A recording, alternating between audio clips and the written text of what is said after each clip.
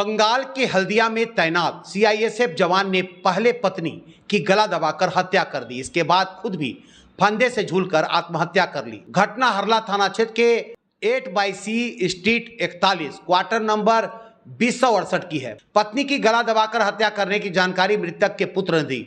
घटना के बाद पुलिस ने मृतक जवान के शव को कब्जे में लेकर पोस्टमार्टम के लिए भेज दिया।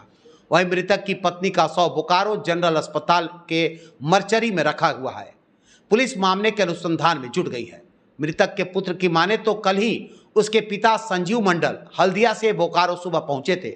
उसके बाद से ही पति पत्नी में विवाद शुरू हुआ। सुबह संजीव ने अपनी पत्नी विनीत मंडल से मारपीट की थी। उस वक्त बेटे ने मां को बचा लिया था। शाम के वक्त पहले संजीव मंडल ने अपने पुत्र को एक कमरे में बंद कर दिया। उसके बाद पत्नी को बाथरूम में ले जाकर उसका गला दबाने लगा। पत्नी ने बेटे से बचाने की गुहार लगाई, लेकिन दरवाजा बंद होने के कारण वह नहीं पहुंच सका। पत्नी की हत्या करने के बाद पिता ने पुत्र के कमरे का गेट खोला। उसके बाद बाथरूम से उठाकर दोनों उसे अस्पताल पहुंचाया, जहां चिकित्सक ने उसे मृत घोषित कर दिया। पुत्र ने जब पिता से इस तरह की हत्या करने की बातें कही तो वह 9 बजे अचानक वहां से गायब हो गए और सुबह उसका शव फंदे से झूलता हुआ पाया गया। मृतका की मां ने कहा कि पहले से कोई विवाद नहीं था। पति पत्नी में आपसी झगड़े होते रहते हैं। दोनों की शादी 2008 में हुई थी और उनका बेटा भी है, जो पूरे घटना का चश्मदीद गवाह भी है। वहीं हरला थाना प्रभारी ने इस मामले पर मीडिया से बोलते हुए कहा कि मामले की जांच की जा रही है। जांचों उपरांत ही कुछ कहा जा सकता है। बेरमो से विकास सिंह की रिपोर्ट। तुम्हारी माँ की हत्या हुई? मेरी मम्मी देखिए, सुबह को पापा आए, पापा और मम्मी का सुबह को लड़ाई हुआ, बातचीत हुआ। सुबह को पापा ने मम्मी को एक थप्पड़ मारा था, फिर उस टाइम और भी मारते, लेकिन मैं बचा लिया। फिर दोपहर का टाइम हुआ, 2 बजे लगभग मैं सो गया। फिर 5 बजे क्या हुआ कि मैं सो रहा था, पापा ने मेरे को बंद कर दिया। फिर बंद करने के बाद हुआ क्या कि पापा मम्मी को गला दाब के मार रहे थे।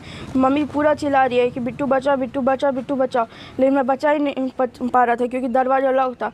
फिर उसके बाद फिर पापा खोलते अचानक से और बोलते हैं कि बिट्टू तुम्हारी मम्मी कहाँ है? मैं बोला मेरे को क्या पता, मैं थोड़ी ना जानता हूँ। तो हम लोग फिर पूरा ढूंढने लगा और फिर पापा खुद ही जाके खोलते हैं, देखो तुम्हारी मम्मी यहाँ बाथरूम में।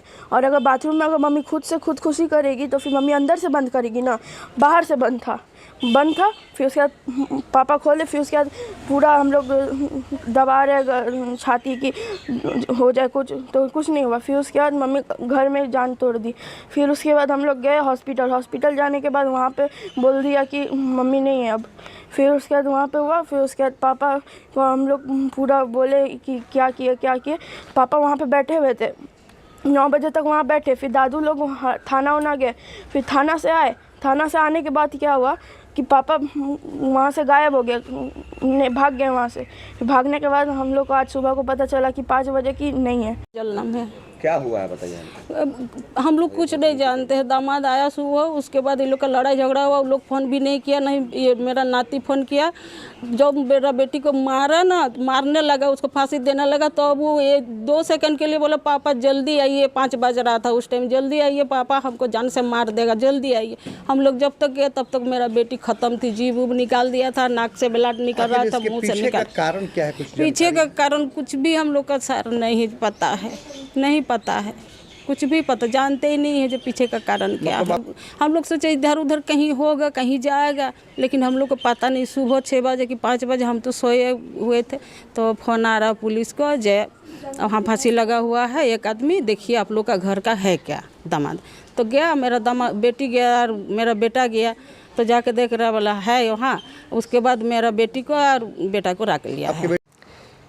देखिए कि आज सुबह में लगभग 5 बजे आसपास खबर मिला कि एक व्यक्ति जो है सेक्टर 8D में स्कूल जो है उसके पीछे फांसी लगा के आत्महत्या करके मर गया है। इसी सूचना का सत्यापन में हम लोग सुबह में यहाँ से निकले थाना से और तुरंत पहुँचे थाना पे। जाके फिर घटनास्थल पे जाके जांच किए। उसके बाद देखे कि वहाँ पे एक व्यक्ति लटका हुआ मिला। उसका सत्यापन किया गया तो पता चला कि ये इनका नाम संजीत मंडल है। इसी घटना को लेके अभी अनुसंधान जारी है, फिर आगे जैसे होता है आपको खबर किया जाएगा।